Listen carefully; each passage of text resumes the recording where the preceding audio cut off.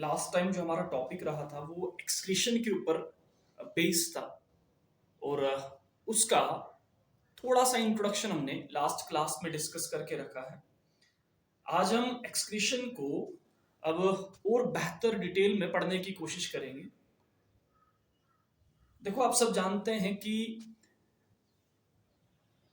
इस दुनिया में जितने भी ऑर्गेनिजम्स रहते हैं सभी की बॉडी के अंदर कई किस्म का मेटाबॉलिज्म चल रहा होता है। जैसे प्रोटीन मेटाबॉलिज्म है, कार्बोहाइड्रेट मेटाबॉलिज्म है ना, ऐसे फैट मेटाबॉलिज्म है। तो होता क्या है बेसिकली, प्रोटीन मेटाबॉलिज्म के दौरान बॉडी के सेलों के अंदर जब प्रोटीन मेटाबॉलिज्म चल रहा होता है तो उस प्रोटीन मेटाबॉलिज्म के दौरान जो वेस्ट तैयार होते हैं उन वेस्ट को आप लोग मेटाबॉलिक वेस्ट का नाम देते हैं। और उन मेटाबॉलिक वेस्ट को बॉडी में नहीं रखा जा सकता है, उनको बॉडी से बाहर फेंकना ही फेंकना पड़ेगा। देखो, अगर वो बॉडी के अंदर ही एक्यूमुलेट होकर के रहेंगे तो उससे जब वो वेस्ट ब्लड में आ जाएगा, क्योंकि वो वेस्ट काफी टॉक्सिक होते हैं तो ब्लड का पीएच बदल सकता है, ब्लड की टॉक्सिसिटी ज्यादा इंक्रीज हो सकती है। तो ये बड़ा जरूरी हो जाता है कि बॉडी के अंदर जो वेस्ट तैयार होते हैं उन वेस्ट को हम बॉडी से बाहर फेंकें। लेकिन यहां पे इंपॉर्टेंट पॉइंट आपने याद क्या रखना है कि जिस वेस्ट की मैं बात कर रहा हूं वो वेस्ट बॉडी के सेलों के अंदर बनने वाले वेस्ट की बात कर रहा हूं। देखो, एक्सक्रीशन जब हम पढ़ते हैं ना, पीछे भी आपको बता करके रखा है, एक्सक्रीशन में आप किस वेस्ट को बॉडी से बाहर फेंकने की बात करते हैं। एक्सक्रीशन में आप उस वेस्ट को बॉडी से बाहर फेंकने की बात करते हैं जो वेस्ट बॉडी के सेलों के अंदर प्रोटीन मेटाबॉलिज्म के दौरान तैयार होता है। और उस वेस्ट को हमें बॉडी से बाहर फेंकना है। अब होता क्या है बेसिकली, जितने भी ऑर्गेनिजम्स हैं, जितने भी एनिमल्स इस दुनिया में हैं, सभी की बॉडी के अंदर एक जो वेस्ट तैयार होता है जिसे आप लोग अमोनिया कहते हैं, है ना। ये जो अमोनिया है जिसे आप लोग NH3 इससे भी शो करते हैं, इस अमोनिया को बॉडी के अंदर स्टोर करके नहीं रखा जा सकता है, इसको बॉडी से बाहर फेंकना ही फेंकना है, क्योंकि ये बड़ा हार्मफुल, बड़ा टॉक्सिक वेस्ट, इसको बॉडी से बाहर फेंकना। और बनेगा कब? प्रोटीन मेटाबॉलिज्म के दौरान। अब इस वेस्ट को बाहर फेंकना है और दुनिया में कई किस्म के एनिमल्स हैं और हर एनिमल अपने अपने हिसाब से इस वेस्ट को बाहर फेंकता है। और इस वेस्ट को बाहर फेंकने के लिए हमारे पास, एनिमल्स के पास एक सिस्टम है जिसे एक्सक्रीटरी सिस्टम का नाम देते हैं, जो हम आगे डिस्कस करेंगे। फिलहाल हम इस वेस्ट की बात करते हैं जो बॉडी के सेलों के अंदर प्रोटीन मेटाबॉलिज्म के दौरान तैयार होता है। इस वेस्ट को बाहर फेंकना।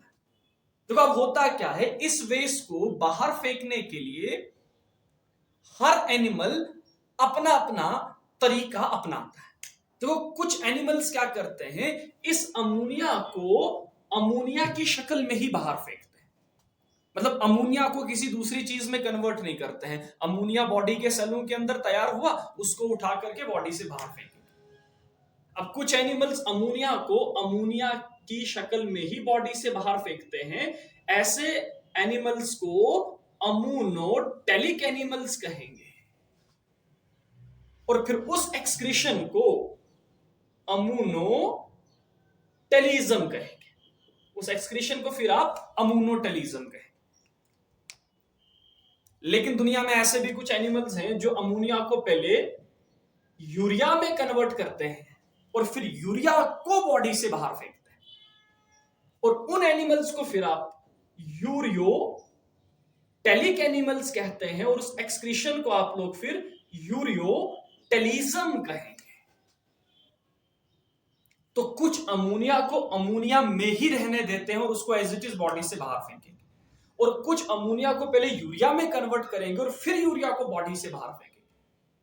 लेकिन कुछ अमोनिया को पहले यूरिक एसिड में कन्वर्ट करते हैं और फिर यूरिक एसिड को बॉडी से बाहर फेंकेंगे, ऐसे एनिमल्स को यूरिकोटेलिक कहेंगे और इस एक्सक्रीशन को आप लोग फिर यूरिकोटेलिज्म कहेंगे।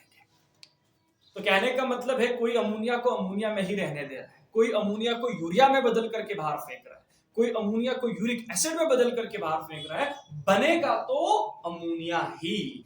फिर उस अमोनिया को अपने अपने हिसाब से बॉडी से बाहर फेंका जाएगा। समझ आ रही ना? तो जो अमोनिया को अमोनिया में ही रहने दे रहे हैं उन्हें अमोनोटेलिक कहेंगे, जो अमोनिया को यूरिया में कन्वर्ट कर रहे हैं उन्हें यूरियोटेलिक कहेंगे, और कुछ अमोनिया को यूरिक एसिड में कन्वर्ट करेंगे उसे यूरिकोटेलिक कहेंगे। हम यूरियोटेलिक हैं, हम अमोनिया को यूरिया में बदल करके बॉडी से बाहर फेंकते हैं। यहां लिवर इस काम में लग जाता है, लिवर का बड़ा इंपॉर्टेंट रोल हो जाता है अमोनिया को यूरिया में बदलने का। ऑर्निथिन, सिट्रुलिन, अर्जिनिन, ओसी साइकिल जो चलता है लिवर के अंदर वो हम आगे आपको डिस्कस करवाएंगे। अब सवाल इंपॉर्टेंट यहां पे ये क्रिएट होता है कि क्यों कुछ ने यूरिया में बदला, क्यों कुछ ने यूरिक एसिड में बदला, अमोनिया को अमोनिया में ही क्यों नहीं रहने दिया और फिर अमोनिया को बॉडी से बाहर फेंकने दिया? इसका सिंपल सा रीजन पता है, जो जितनी ज्यादा टॉक्सिक चीज होती है उसको साफ करने के लिए पानी का खर्चा भी उतना ज्यादा लगता है। अब हमारी बॉडी में अमोनिया को यूरिया में कन्वर्ट किया जाएगा, क्योंकि यूरिया को बाहर फेंकने के लिए कम पानी का लॉस होता है। क्यों? क्योंकि यूरिया अमोनिया के कंपैरिजन में कम टॉक्सिक है, अमोनिया ज्यादा टॉक्सिक है। और क्योंकि यूरिया कम टॉक्सिक है अमोनिया के कंपैरिजन में, इसीलिए हम अमोनिया को पहले यूरिया में कन्वर्ट कर देते हैं ताकि यूरिया को जब बॉडी से बाहर फेंके पानी का लॉस ज्यादा ना हो। सेम यूरिक एसिड के लिए भी, अगर अमोनिया को बॉडी से बाहर फेंकना है तो पानी का लॉस ज्यादा बढ़ सकता है, लॉस ज्यादा पानी का हो सकता है, और इससे शरीर में डिहाइड्रेशन की कमी, डिहाइड्रेशन हो सकती है। अब हमारी बॉडी में पानी बचा रहना चाहिए, पानी कंजर्व रहना चाहिए, इसके लिए हम अमोनिया को यूरिया में बदल देते हैं और फिर यूरिया को बॉडी से बाहर फेंकते हैं, और यूरिया को बॉडी से बाहर फेंकने के लिए पानी का लॉस कम होता है। अब यूरिक एसिड तो यूरिया से भी कम टॉक्सिक है, तो इसको बाहर फेंकने के लिए यूरिया के मुकाबले कम पानी का खर्चा होता है, लेकिन अमोनिया को बाहर फेंकने के लिए ज्यादा वाटर लॉस होता है क्योंकि ये बहुत ज्यादा टॉक्सिक है।